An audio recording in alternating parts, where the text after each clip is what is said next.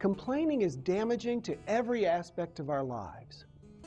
The biggest challenge I find with complaining is it keeps us focused on the problem so we don't consider potential solutions. My family and I have horses, and people will sometimes come out and go riding with us, and they'll be on the trail, and I'll say, "How's it going?" And they'll say, "This horse won't stay on the trail.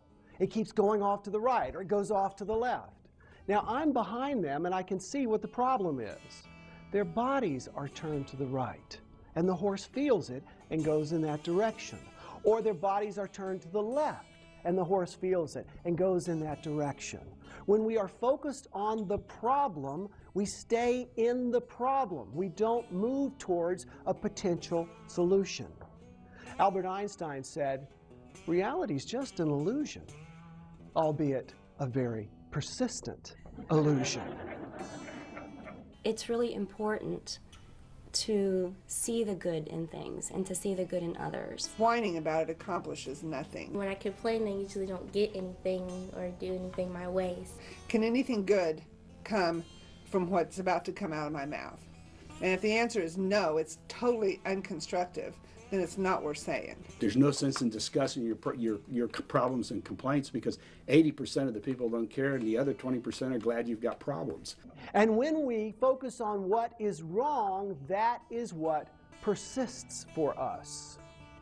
There's a great story of two construction workers sitting down to have lunch one day. The first one opens his lunchbox and he goes, "Ugh, a meatloaf sandwich. I hate meatloaf sandwiches." And his friend doesn't say anything, so they go ahead and eat. The next day, they come together for lunch again. The first guy opens his lunchbox and again goes, "Oh, another meatloaf sandwich? I hate meatloaf sandwiches."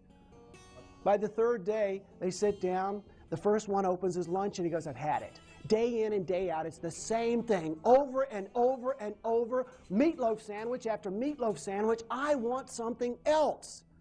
And his friend says, "Why don't you ask your wife to make you something else?" And the guy says, "I make my own lunch."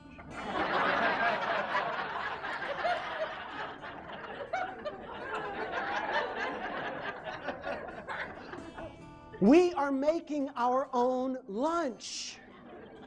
By the thoughts that we think and the words that we speak, we are making our own lunch. So complaining keeps us focused on the problem so we don't look at the solution.